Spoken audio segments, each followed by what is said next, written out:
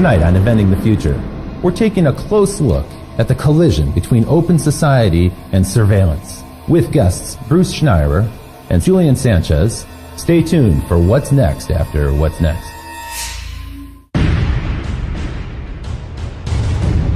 100,000 BC, stone tools. 4,000 BC, the wheel. 9th century AD, gunpowder. 19th century, Eureka, the light bulb. 20th century, the automobile, television, nuclear weapons. We choose to go to the moon in this decade and do the other thing. Not because they are easy, but because they are hard. The future doesn't belong to the faint-hearted. It belongs to the brave. Everything around you that you call life was made up by people that were no smarter than you. And you can change it. You can influence it. You can build your own things that other people can use. People want their technology to have a sense of humanity. They want it to understand me, you specifically. We have 3 billion new minds coming online to work with us to solve the grand challenges. The rate at which the technology is getting faster is itself getting faster, to a point that we have the potential to create a world of abundance.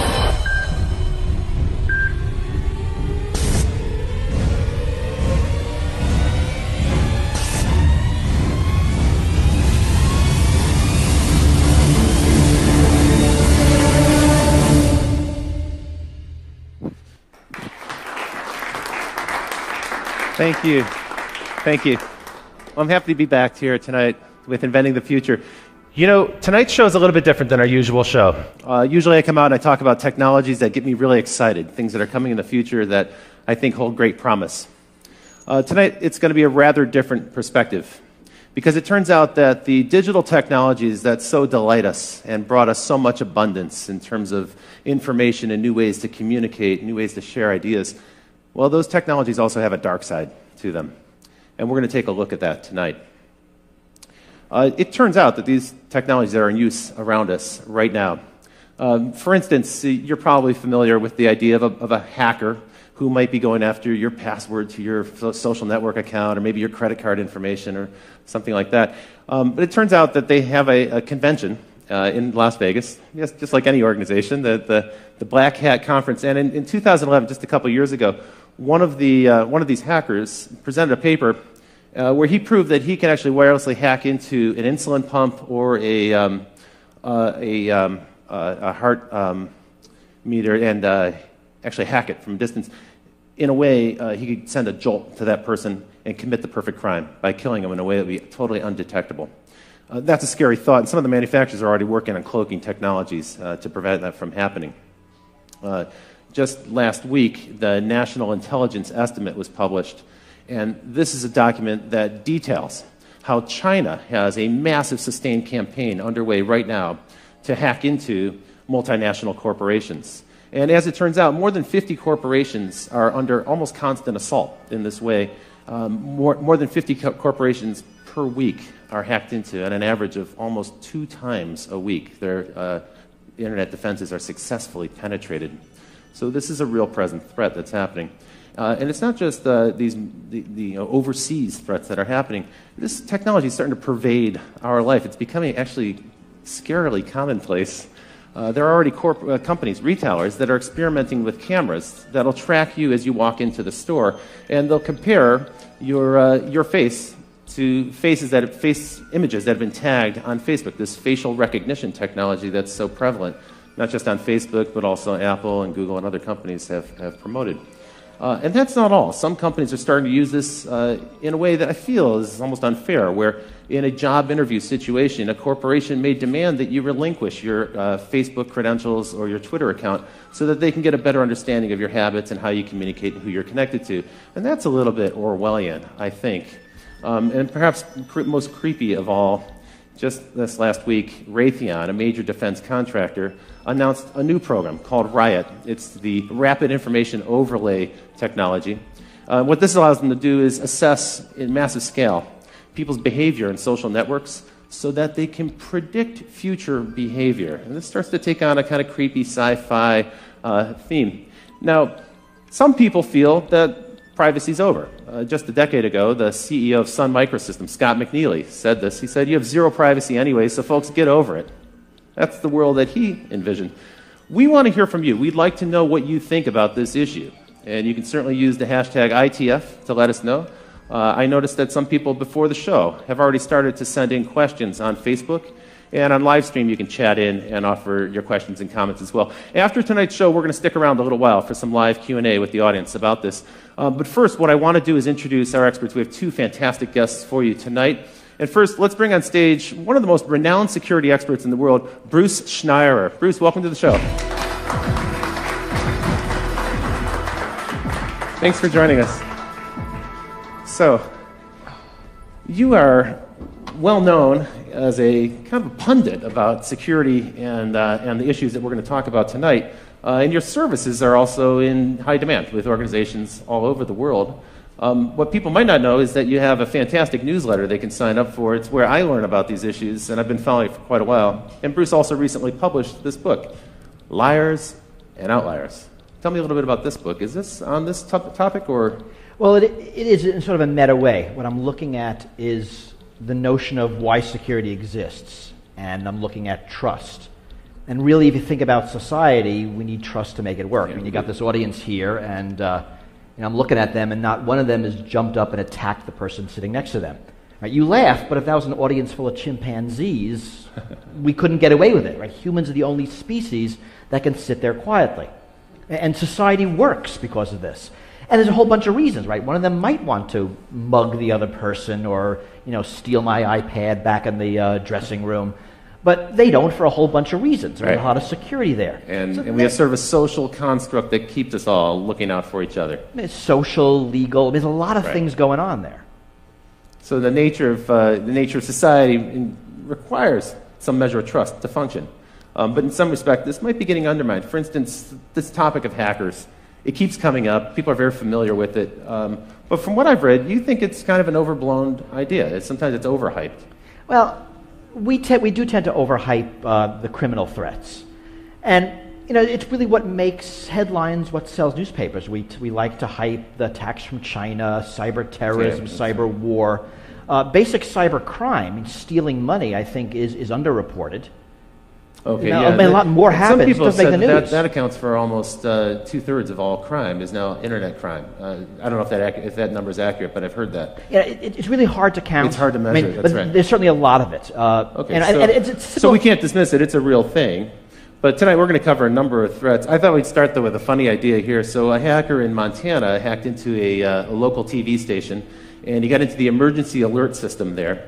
And he sent out the message that the zombies are attacking right now. So sometimes it's malicious hacking, sometimes it's just for fun. It's like a prank, and we've seen many examples of that. One thing you might not know is the prevalence of this, how often this is happening. So for the audience, you might wonder what these four things have in question here in the picture on the screen.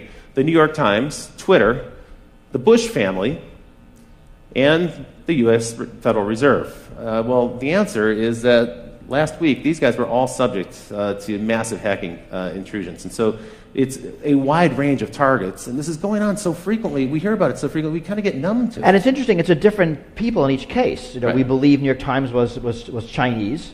The Bush family was, I think, politically motivated. Federal Reserve was the anonymous group, so was some kind of political statement. Twitter, I don't know. Let's pretend it was a criminal. Right? You've got an array of different threats here.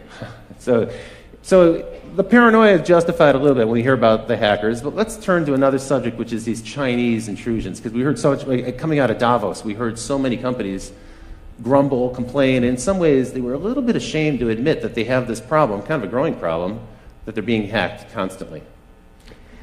And it seems to be true. I mean, everyone's pretty much hacked constantly all the time. There's a lot of hacking coming out of China, largely politically motivated. The attack against the New York Times, the attackers were looking for names of informants, right? A very political thing, presumably for government reprisal. We don't know if the attacks were done by the government, they were done by independent people working within China with nationalistic so we use ideals. The word China. We don't know. It sounds like it's the government. There's no way to prove that allegation. It actually is no way to prove it's China. One of the problems we have is you don't know where attacks are coming from. You can't trace an attack backwards. Often when we know from other channels. One of the things that's most chilling about that New York Times hack is that more than 50 computers were actually penetrated, and they stole all the passwords, which means that it's probably likely that some of those computers have a Trojan horse in them somewhere, or a back door that's been opened up where they can come back in any time. Well, it's hard to tell. If you read the reports, and it turns out everyone gets hacked, but if you hack the New York Times, you end up with a 2,400-word newspaper article about it. So we know a lot about this. Okay. They say they caught it early. They let it go on for a couple of months to track exactly what was happening. They knew where all the back doors were, and they closed them. Were they perfect? We have no idea. They think they were, and they look like they did a good job. We don't know, but that certainly is a problem. The Wall Street Journal admitted they were hacked as well. The New York Times and Wall Street Journal, wow. You know there are going to be others. Yeah, that's true. Some that might not have even realized it. And some companies couldn't really reveal that information. A newspaper can because that's news for them. Well, but it's also embarrassing. In a lot of cases, if you're a bank, if you're a big company, you admit this, your stock price might go down, you might lose customers. That's right. So, yeah, customers worry, how safe is my data, how much can I rely on this partner? Now, some people characterize this as cyber warfare, and I've actually read where people say, we have a massive cyber war that's underway right now, and it's the US versus China, but other countries are involved as well. Iran, sometimes they mention Israel or France. How serious do you think this cyber war concept is? I think a cyber war is largely rhetoric. I mean, it's not war. We know what war looks like. Right. I mean, this is espionage. Yeah. It's not a military action that involves guns and bombs and people dying. The cyber war rhetoric, I actually think, is largely put in place in the U.S. by government corporations that are profiting from it. Right? The U.S. Cyber Command announced last month that they're expanding from 900 people to about 5,000 people. Oh, so if we bang the drum of war, we can kind of stir up people and get support for a massive expansion. Because you think about it, we're really weird with war. We love to use the word war when there's no war. War on terror, war on crime, war on drugs. We love rhetorical wars. We hate using the word war when there's an actual war. We'll say anything else other than war. And this is confusing. So metaphorical war is accepted, it's politically acceptable. But what's going on here has kind of aspects of both. So the war on drugs is clearly not a war. Right. These cyber attacks, well, there's some kind of stuff going on that involves militaries. And it involves nations in some respect, and they're spooks, so in a way it is kind of a war, but it's like a shadow war. I mean, my fear is that we're in the early years of a cyber war arms race. That there's a lot, and not just China, the U.S. too, NATO, other countries, we're pouring a lot of money into cyber attack, cyber defense. It's a huge growth industry. That's true. And if you think about arms,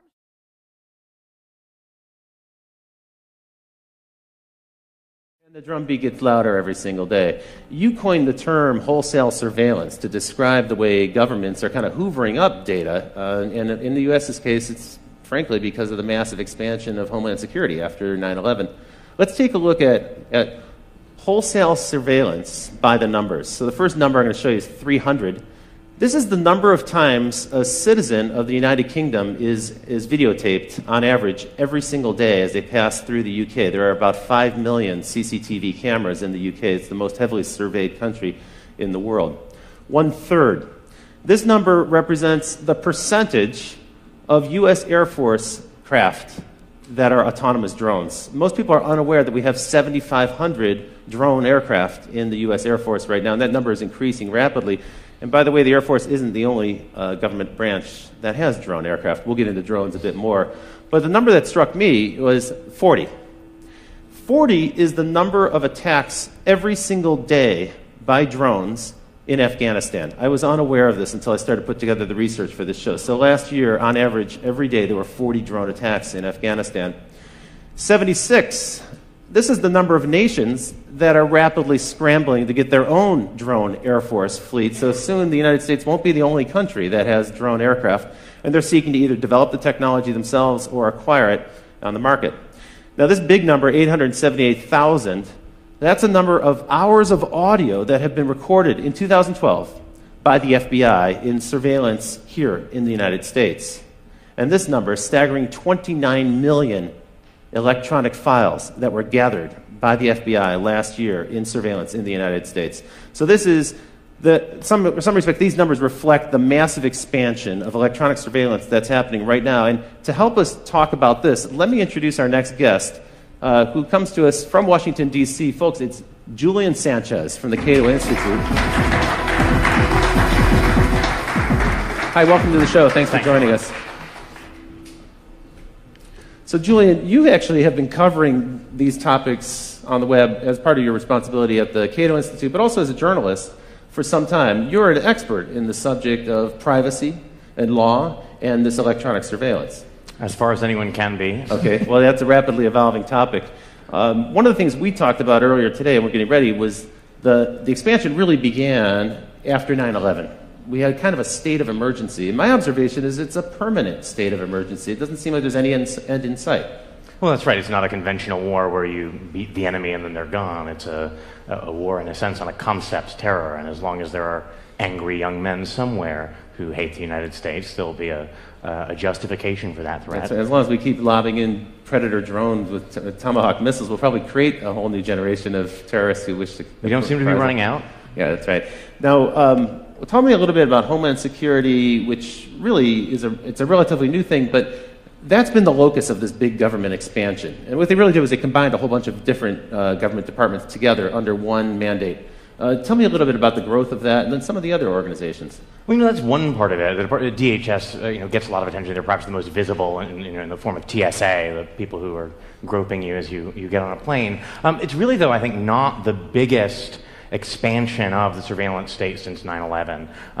The problem is that a lot of this stuff happens below the surface. It's hard to get numbers, frankly, about a lot of the activity that's going on. Ron Wyden, senator from Oregon, has been trying to get data from the National Security Agency about how many Americans they've got in their database, and they essentially refuse to provide even an estimate. They say they can't even provide a ballpark guess as to how many Americans are sitting in their database, and that's a database that is enormous because they're actually required them to build a multi-yottabyte data center in Utah to store the products of the 1.7 billion communications they're intercepting every day. A yottabyte, by the way, is about a quadrillion gigabytes.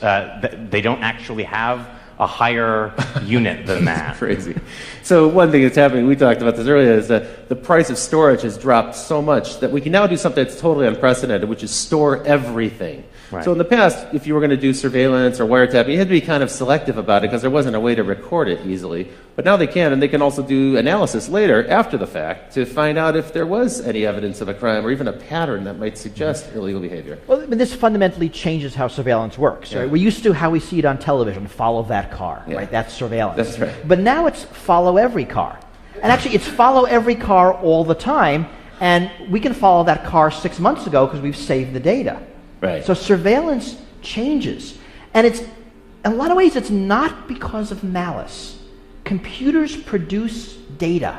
Right. I mean, whenever you use your credit card, your cell phone, your computer, data about what you're doing and where is produced. That's right. And as data storage drops to free, as data processing drops to free, it's easy to save it. Why not save it then? And so you have companies saving it, like a Facebook, a Google. They're saving it. Governments are saving it. They're trading data. Right. You know, Google provides data to governments when asked under certain rules. Sometimes under subpoena, sometimes not. Sometimes not, and often we don't know. I mean, last month, a bunch of human rights individuals asked politely Microsoft to tell them who they're letting spy on Skype video calls. Right, so we're asking nicely. Did they get an answer? We did not yet. This is one of the concerns. There's a growing world of surveillance. We know that a lot of it's happening. We know a lot of money's being spent. We don't know where, and we don't know what they're recording. And we often have no choice. I mean, I like to think, I don't like to think this, but it's sort of true that Google knows more about my interests than my wife does. Yeah. That's a little freaky. And they're able to predict better what you might do next because of the pattern. They can match your pattern against another cohort. And I've kind of never even met Google, let alone gone out of it. Here's a question from Twitter. The question is, Minority Report, how long until we can predict when people will commit crimes? So how soon do you see that coming in the future? Well, I mean, what are we asking? How long before we can predict? Probably never. I mean, I don't think those are things we can predict. How long before we're going to start using the ability that we think we can predict? Well, we're doing it today. That's true. That's what the Raytheon Riot program That's what the no-fly list is. That's true. We predict that you are so dangerous that you're not allowed to fly for any reason, yet so innocent we can't arrest you. It's kind of a weird mixed bag of people. So those things are coming, and I think they're going to become more and more. I think as technology gets more dangerous, as the things a bad guy can do increase, I mean, think about bioprinters, Right. Think about homemade, all the things we're scared of, homemade nuclear weapons. Some of the topics we've covered on the show. As those things get scarier, the desire to stop someone before the fact. The only normal crime prevention is after the fact. Right? I'm going to let you murder somebody, the crime's gonna happen, and I'm just going to arrest you after the fact. Right. That only works if I can live with the murder rate. Right. But that's not going to work if you're able to print a pathogen that drops a species. So there will be an incredible push for this before the fact. Preemptive strike. Right, which is the Minority Report type of future. It's going to be lousy. It's not going to work, but people are going to want it. Arguably, that's what's going on in Yemen today, right? So we now, last week... Signature strikes. Exactly. NBC released this, this purloined document from the attorneys that basically gives Obama a permission slip to go ahead and assassinate American citizens off U.S. soil using a robot in the sky. Okay, so that occurred. What are they actually aiming for? They're not going for people who are in the process of conducting some sort of terrorist incident or building a bomb or something.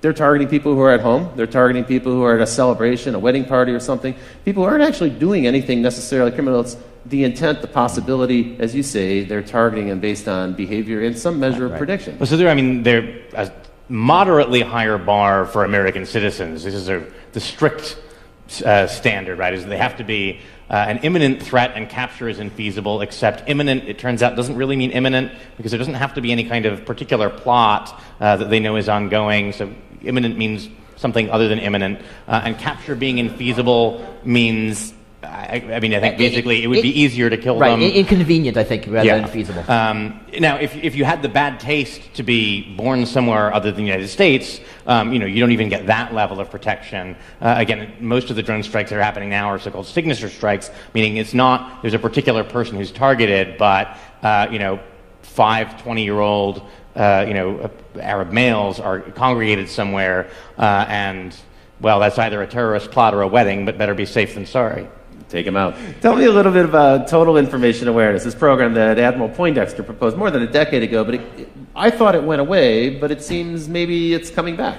Right, the problem there was that they had terrible branding. They called it Total Information Awareness, which sounds creepy, and then they had a logo that was like an eye in a pyramid with beams coming down at the earth, so this sounded terrifying. Bill Sapphire wrote a column, freaking out about it. Everyone was duly alarmed. Congress nominally killed it, but it ended up getting essentially fragmented into a bunch of different programs that were farmed out to parts of DHS or DARPA. I think the NSA's Pinwheel database is in some sense an offshoot of that. Pinwheel is, again, on this model, a kind of vast database that allows kind of Googling for communications. They've shifted from that kind of targeted model, get a warrant, have an individual wiretap their conversations, much more toward a model that involves, some people have called it sitting on the wire, suck in everything, and then after the fact, figure out the search parameters are interested, go through, pull stuff up. And that's concerning, I think, because, when J. Edgar Hoover ran the FBI and was abusing surveillance for political purposes, at least he had to target particular people. He's going to decide that Martin Luther King is going to be spied on, and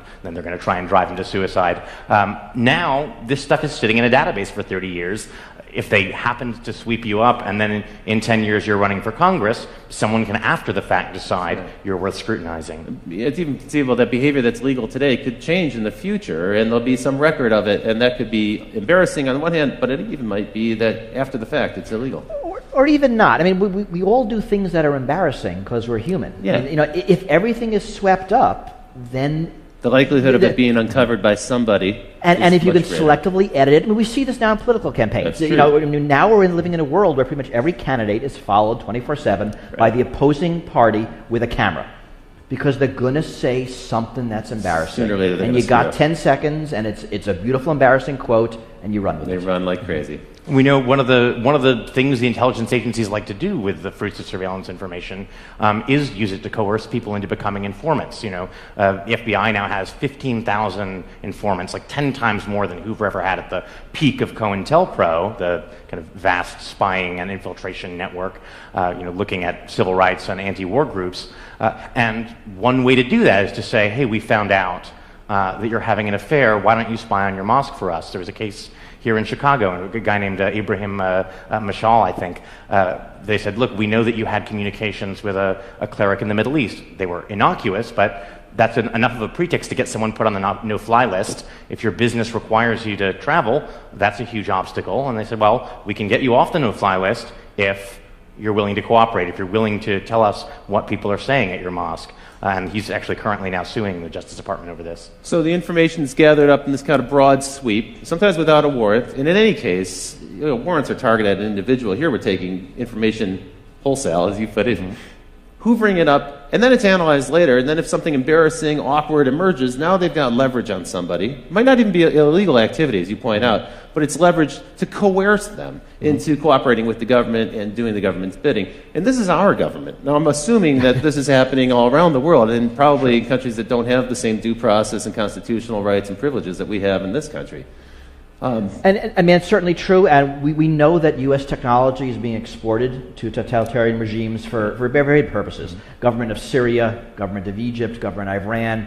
We know those technologies are being used to identify people who are blogging, who are tweeting, anti-government. That's right. After the Arab Spring, it's almost a certain bet that every authoritarian government now has a system in place to track those people who are outspoken, bloggers, tweeters, and so forth. Now, Bruce, I put this picture in for you. So why don't we go to this picture full, Ken, if we can show this to the audience. It says, premises protected by a false sense of security. You coined the term security theater. And tell me a little bit about that, because this is how most Americans experience the federal government most frequently now. Is as we go through an airport, we get an encounter with a federal official, right? I mean, it's actually amazing that for most of us, the way we interact with national security is the TSA at airports. Yeah. So security theater is security that looks good but doesn't do anything. So a great example is, I don't know if people remember, right after 9/11, if you were flying, you saw National Guard troops at airports. They were just after security checkpoints. They were on a rubber mat. They had uniforms, carrying a big gun. They were like 20. I mean, they were kids. Those guns had no bullets. Because, I mean, right, they were kids. They would know this would be dangerous. That's right, security theater. It looks good. It might make you feel better, but it's not gonna do anything. Has the TSA program been effective? I mean, are there that many people trying to smuggle weapons on airplanes? Are they going to repeat the same attacks of 9/11? You know, so it seems not. I mean, I always think of the game this way, right? It's sort of us versus the terrorists. So we screen for guns and bombs. And the terrorists use box cutters. We take away box cutters. They put a bomb in their shoes. We screen shoes. They use liquids. We limit liquids.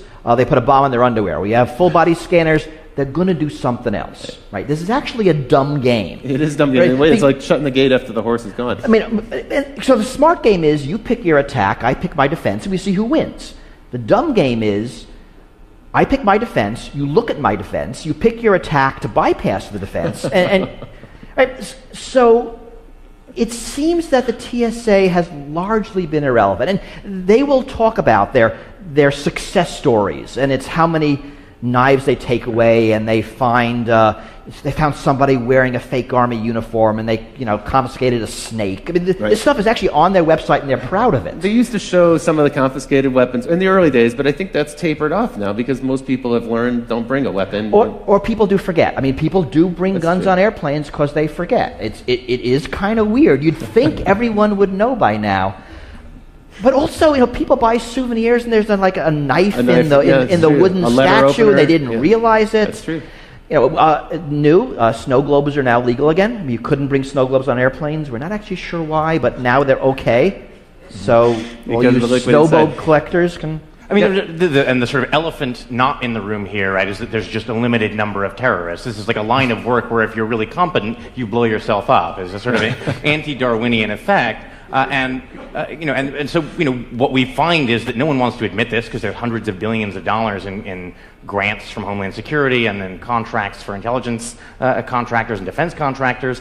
But it increasingly looks like the FBI is being forced to manufacture terrorists so it can give us a sense of success. And I think there's been about 150 sting operations by the FBI that have resulted in convictions since in the decade after 9/11, and at least a third of those cases, and maybe more, these are cases where the weaponry, the funding, and the actual plan all were provided by the FBI informant. These are mostly, again, the world is full of young, angry people who spout off on the internet and are easily led enough or mentally disturbed enough that if you give them a plan and a bomb, they'll make the motions of following through. It's not clear that these are people who are otherwise dangerous. So in a way, we're manufacturing our own terrorists just to give ourselves the illusion that this is an effective program. And that does seem to be true. I mean, where there are successes is intelligence in operations. We actually are looking at for the bad people. And when you look at something like airport security,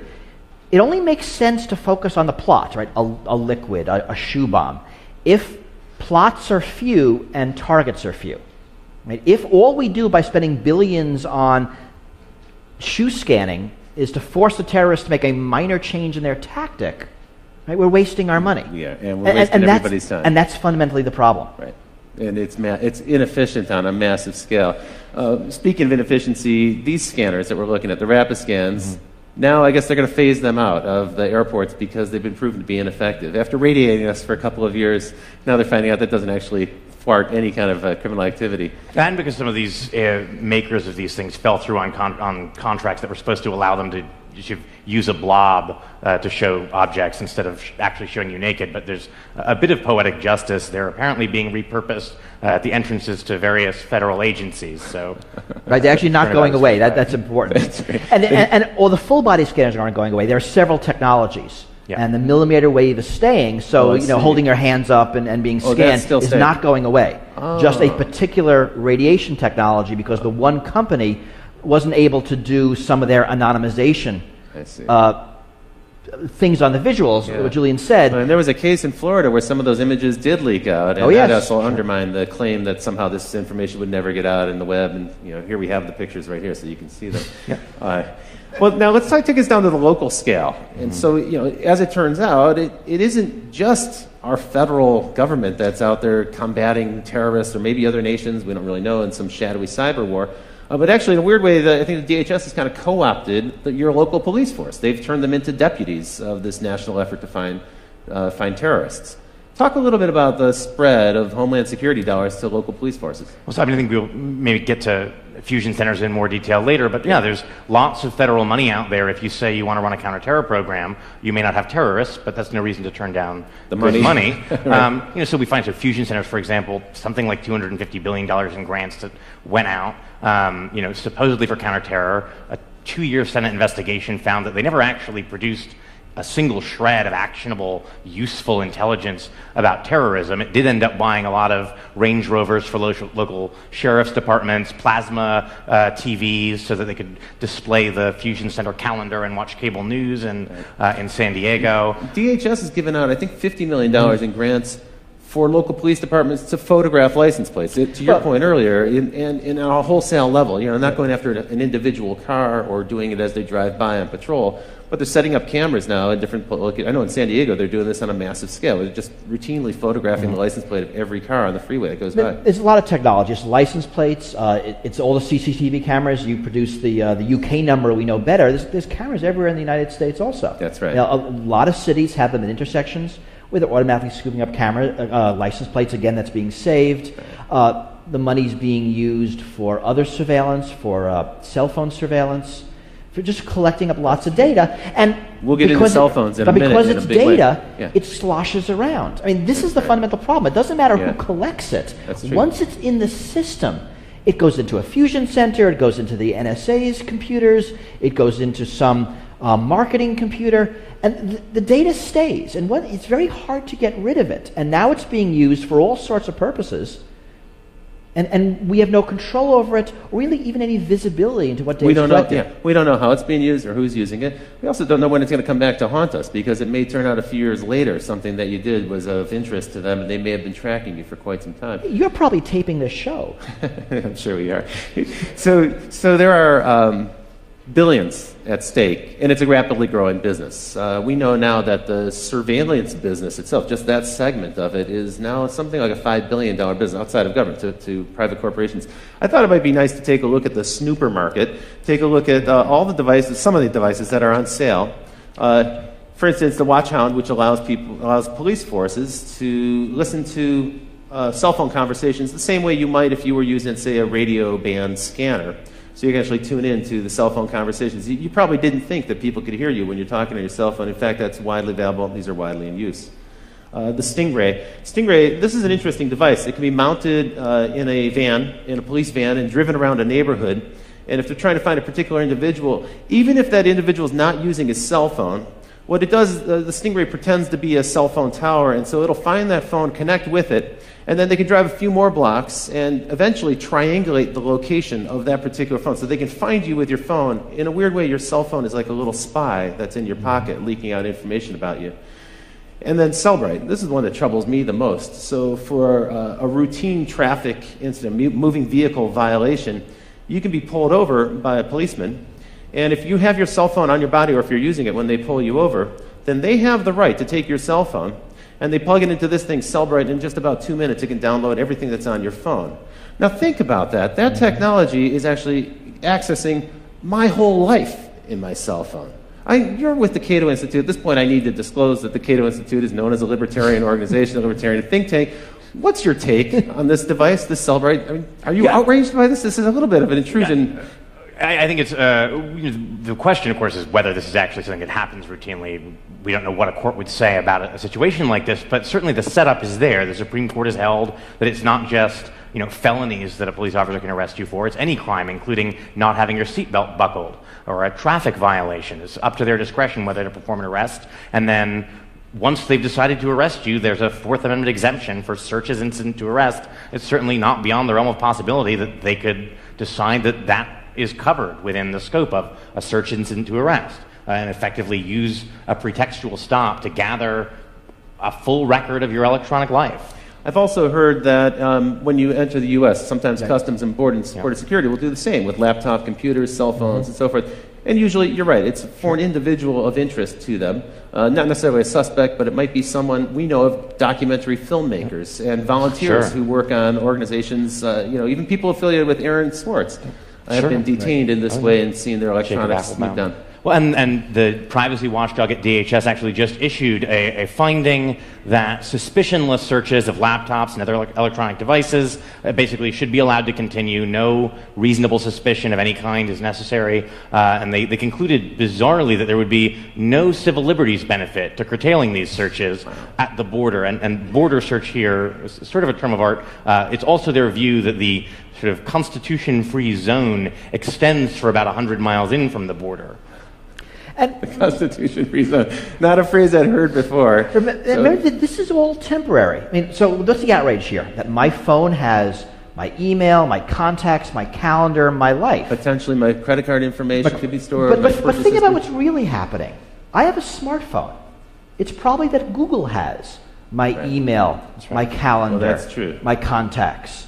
Right? It's just in a convenient cell phone shaped package for me to carry around with me. You're right. If the police wanted it, they could just go get it elsewhere. That's true. And so data's moving around.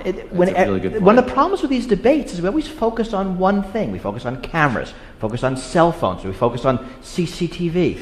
Whereas the problem is everything put together. Right? It's not drones, it's drones with cameras. It's not drones with cameras. It's drones with cameras and face recognition, the ability to track between different drones and day-to-day, tie that back to databases so you can see in real time from a drone everybody's name and income level as they walk around town. This is a terrifying prospect. In a way, getting your data from the phone is super inefficient because, one, the person knows that you've done it, probably. They see you plugging their phone into something, and you have to only get one person at a time's data. What a drag.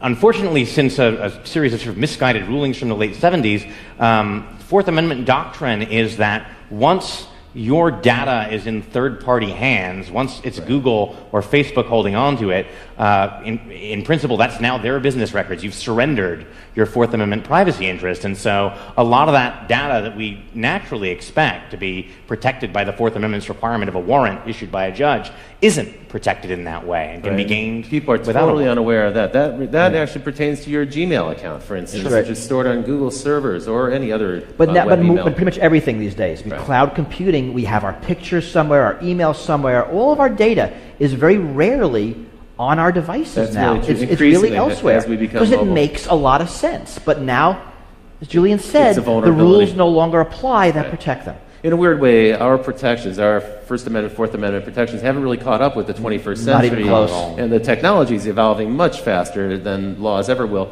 Let's bring it right back home here in Illinois. You were shooting the show here in Chicago, and you may be unaware that right here in Illinois there are 91 organizations working on counterterrorism efforts. And what's interesting about that number of 91 is that more than 3/4 of them didn't exist before 9/11. So these are brand new organizations that are involved in some way or another in surveillance. That's why we call it Illinois, the land of surveillance. Welcome to this place. What we happen to have here is 2 fusion centers. You talked a little bit about these. Here's a really ugly diagram from the government. It's non-confidential, so it's been released for us to show to you tonight. And tell me a little bit more about these fusion centers. In your view, they haven't been very effective. Right. Well, in the view of a bipartisan report that the Senate put out, despite years of being assured that these were a proven vital tool. The theory was you synthesize information from local law enforcement, lots of different agencies, bring that together with information at the federal level, information that various intelligence agencies have gathered, and this will give you a better window into incipient terrorist groups. Of course, right after 9/11, we assumed there had to be lots of other sleeper cells waiting to strike, and it seems to be that that's not the case. And so you've got a lot of people looking for something that doesn't appear to be there. The sort of history of intelligence suggests that, unfortunately, the problem is if the thing that you are convinced is there isn't there, you just keep looking harder. That's true. And redouble your efforts and argue in the future. We need more resources to go after this. Yeah. One of the funny ironies that I think has emerged here is a statement that actually was made by Julian Assange, and we put on this picture here. We got this picture from the web, but it's actually worth zooming into. So if we can put this on screen for the folks at home, you have Julian Assange of WikiLeaks, and he's saying, "I give private information to the public for free, and I'm a villain." Meanwhile, Mark Zuckerberg of Facebook, well, he's taking your personal information and he's providing it to private enterprise for money, and he's the man of the year. Your take on this is slightly different, I think. You're not going to go with this parody 100%. Well, it's funnier than it is true. I mean, right. Just sort of for reasons of greed, basically. Zuckerberg wants to keep your information, so the corporations have to keep coming back to him to target their ads. You give out all that information, they don't need you. But these companies, and it's not just Facebook, it's also Google, it's also Apple, they're subject to literally thousands of subpoenas and these really creepy national security letters. Yeah. Can you tell us a little bit about that? Because I think a lot of people are unaware of what an NSL actually is. So national security letters, they're a tool that existed in a much more limited form before 9/11, were in a series of stages expanded. They allow FBI agents, basically the head of any one of 52 FBI field offices, to authorize without judicial supervision or approval the seizure basically of non-content telecommunications records and financial records. And financial records now has been expanded to mean any record from anyone that uses money, essentially. And Obama, when he was campaigning, said he wanted to do away with these. He wanted to do away with national security letters being used to seize sensitive information about people who are not even suspected of a crime. They're really used in a kind of 6 degrees of separation way to say, well, we have one target, let's look at everyone they're friends with and let's look at who they're emailing and what websites they're visiting, so we can get a kind of social graph or pattern out of it.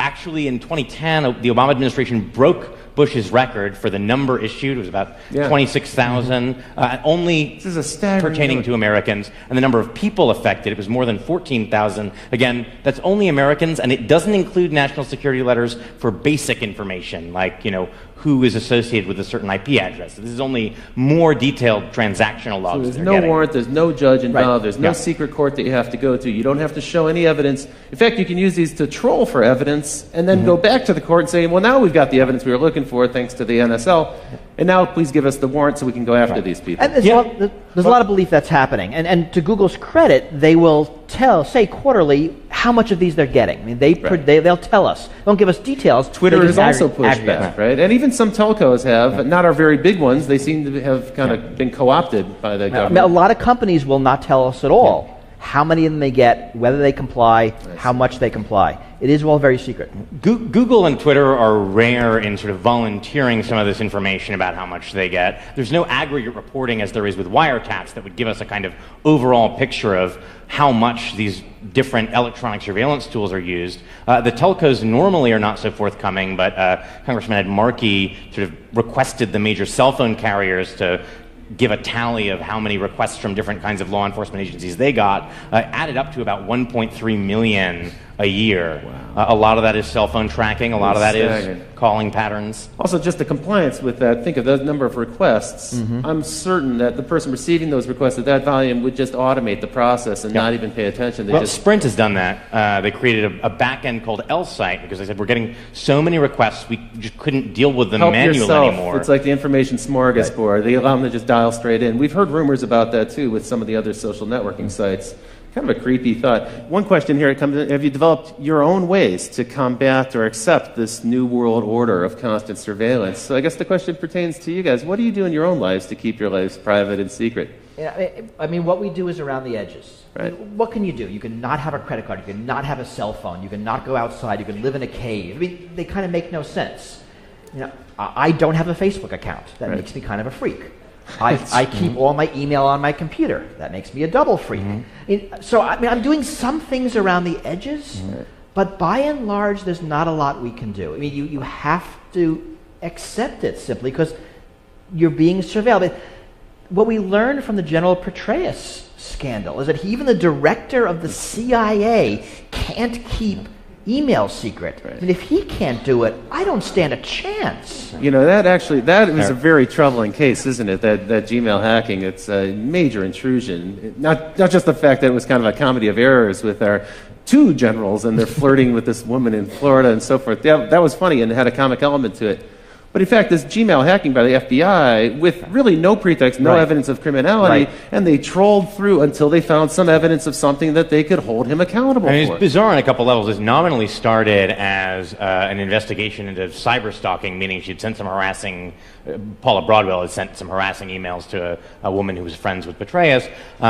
This is not normally the kind of thing the FBI would really involve itself in at all. Having tracked these emails back to Broadwell, because again, you're never private, she had used an anonymous Gmail account, but then logged in from the same IP address to her real Gmail account. Even if you're using stuff like something like Tor, usually the IP address is persistent over time. So if you log into anything that's connected to you within that window, you can be traced back again. They can link those two things. And then having figured out who sent the emails, if that was they decided, I think, ultimately that actually the emails didn't rise to the level of criminal harassment, but having identified who sent them, instead of then confronting Broadwell, they decided to do a phishing expedition through all of her email. And it's not clear what conceivable connection that had to the thing that they were supposed to be investigating. So at that point, the supervisors, when they found no evidence of criminality, they should have called the investigation off, and they didn't. That seems like a real breach. We'll probably hear more about that story. I need to move on. We'll have the conversation, but we have to get into what's next. So in this show, we like to talk about what's now and what's next, and then what comes next. The next things we're going to talk about are drones, phones, and super cookies. And it gets creepier, folks. So check this out. Predator drone, you're familiar with these. They've been in use since 2001. There's one on display at the National Air and Science Museum, so they're already kind of a part of American history. Massive expansion to that program. But as Bruce mentioned just a minute ago, the scientists from DARPA has been experimenting with different ways to modify these. There's all sorts of new, weird versions of drones that'll be coming out in the near future. One of them is called Argus, and what they've done is they've taken 368 of those cell phone cameras, the 5 or 10 megapixel camera that's on your cell phone today, and they've assembled those into sort of a beach ball shape mounting, and they can put that at the front of one of these drones. And this Argus program then allows that drone to hover over a particular place and record everything that's happening on the ground. Now, the device itself, the drone itself, has literally millions of terabytes of storage on board, but they're also streaming that data out down to the ground. And so in real time, someone who's back in the base station can see an image kind of like this. It's a composite image of all those different eyes in the sky, and they can start to see what's happening on the ground. But what's even more troubling, because of the degree of accuracy in each of those cameras, is that they can zoom in. And they can actually, today, get to a level of detail that allows them to see, from 14,000 feet in the air, a 6-inch long object. They can also, using gait analysis technology, face recognition, some of the other technologies you mentioned, they can actually start to identify the people on the ground. Today, these technologies are being used in Afghanistan to fight the war there. Tomorrow, those drones will be in the United States. It seems to be a near certainty. More than 358 different law enforcement groups and counterterrorism groups in the United States have asked the FAA for permission to start to fly their own autonomous drone units, and we can expect those to be mounted with similar surveillance technology. This is clearly coming. Now, when we chatted about this, you gave what was a really chilling prediction to me, which is that basically you're like, it's here. It's happening. Yeah, I mean coming seems like an overstatement. We used drones this week to hunt down that California cop killer who was holed up in his mountain hideout. Right. And they're being used in cities. That's right. I think we have a picture here of well, these are some of the cheap ones that are coming, but here we have the Border Patrol. Right. And they have 10, they have a fleet of 10, and they've asked for 14 more. So you're right, it's already here, it's not really out in the future. I mean, what's coming is, what's coming next, right? They're going to get better at resolution, right. Be able to read documents, be able to better identify faces.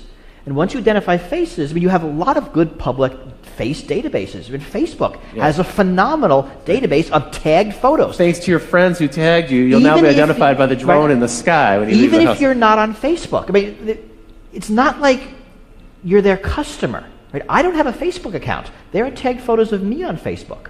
They have really a network of my friends there because they'll pull people's address books. So 5 years out, what do you expect to be the case? There'll be drones in every city. There will be. So my expectation is that there will be drones everywhere 24/7. I mean, it's not going to make sense for companies to fly their own drone fleets. There's going to be, Drones Over America Inc. And they'll have drones everywhere, and like Google Street View, it'll be drone sky view real time, and you just rent time on it. You get what you want. Like a backbone internet provider, you'll just lease capacity on the drone. Because that's surveillance for hire. But that's a smart way to do it. I mean, you have that now with satellites. So if you're a company that, I'm making this up, wants to sell lawn care products, you can get a map, you can overlay it with addresses, see who has crappy lawns, so you now can call them. So it's all the data being collected and overlaid with other data. So we can identify people, we can collect it, market it with databases, we can integrate it with cell phone data, which, as you mentioned, is location data, and also data about who you're interacting with.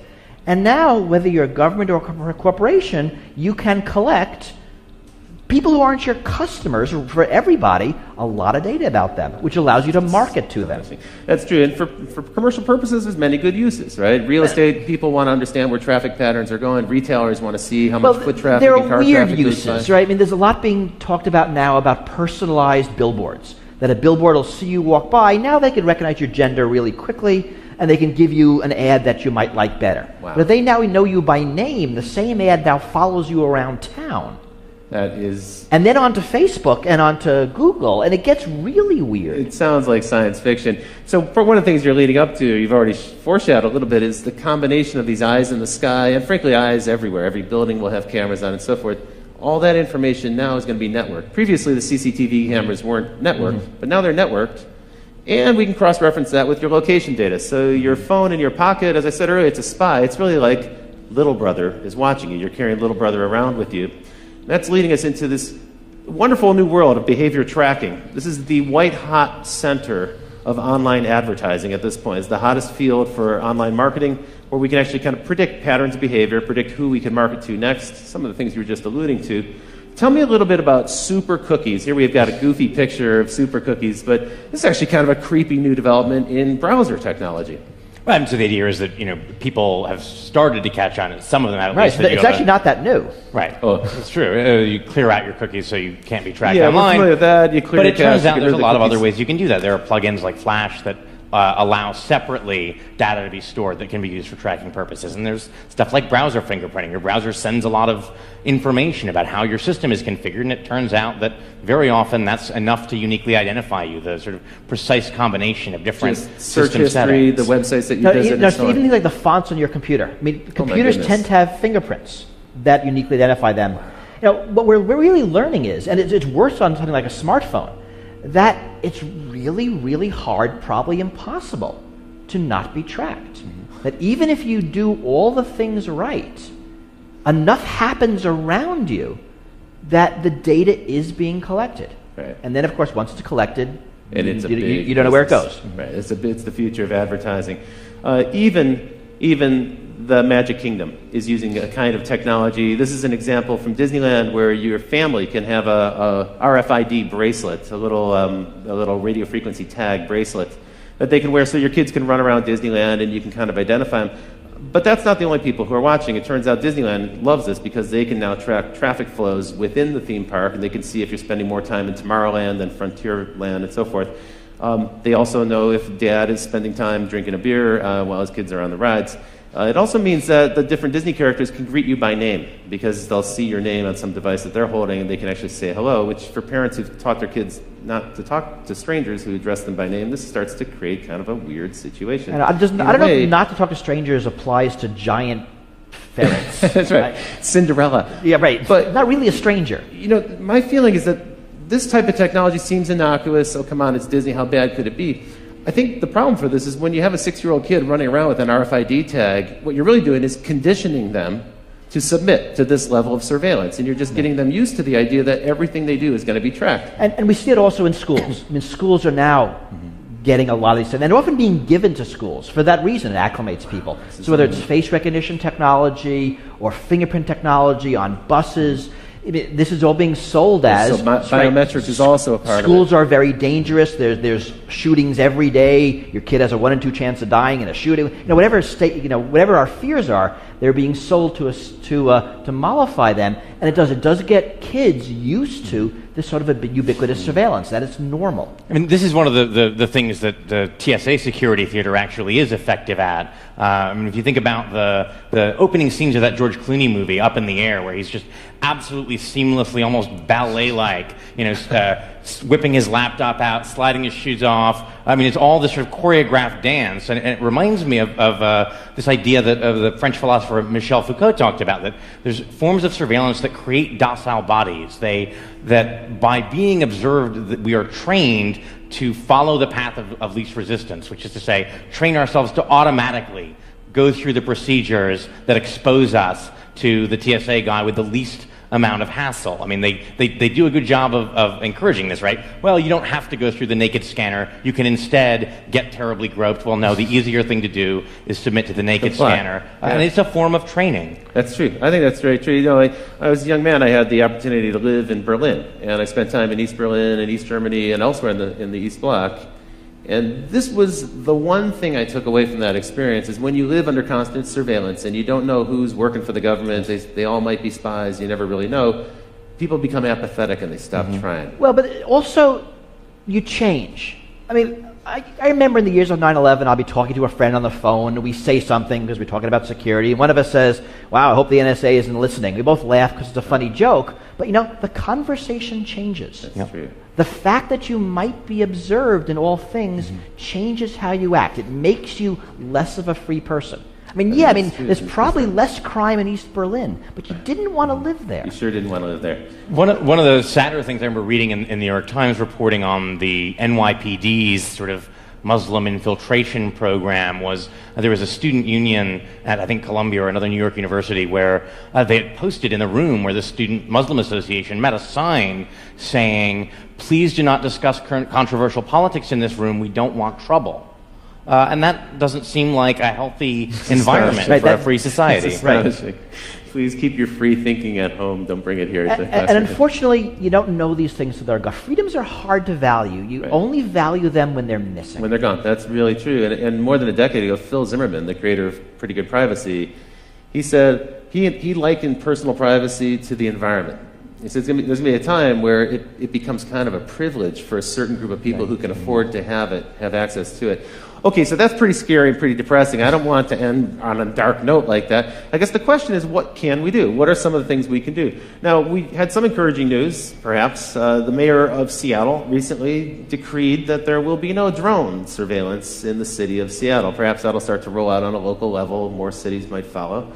Some people are starting to hack together their own way to avoid police surveillance. Here's a kind of homemade version of a license plate scanner avoider. And when it comes to face recognition and face tagging, there's an artist in the UK who created a series of makeups that you can purchase. And if you put these makeups on, they look a little funny, but what you can see in the picture here is it makes it difficult for a computer to recognize your face as a face because it actually distorts the image for the computer. Who knows, maybe in the future you'll see some people walking around with that or some kind of tattoo. That artist is Adam Harvey. He's actually introduced a fashion line, which we have here, and we'll show a little bit later on. Marley's got a few of them over there. Here are a couple examples of these. It's a little fanciful, maybe a little hypothetical at this point, but these are garments designed to help you protect yourself from surveillance cameras, from thermal scanners, and from surveillance cameras. And you can see they might even have a chance of bringing the burqa back into style here in the Western world. One thing actually that they sent out I thought was probably had some use to it, which is this bag. It's a little case for your cell phone, and when your cell phone is inside of it, it doesn't emit any signal, no signgle can get in, nobody can track it. Well, because nobody can call you either. That's so true. It's like, you could just turn off your cell phone and save $100. Tell me a little bit about this act. So this is an act that was proposed by Rand Paul of Texas, right? This is the Preserving Freedom from Unwarranted Surveillance Act. It's a big title, but actually kind of a neat principle. Yeah, I mean, the only possible member of Congress who I could ever say might go a little further than I actually would is Rand Paul. The idea here was to require a warrant, a full-blown Fourth Amendment probable cause warrant, anytime law enforcement or intelligence wants records about you from a third party like Google or Facebook. Not just the contents of communications. Federal law sometimes allows those to be gotten without a search warrant, although courts are increasingly saying the Fourth Amendment requires it. He wanted to say all records, your IP logs, your basic subscriber information, everything would require a full-blown warrant.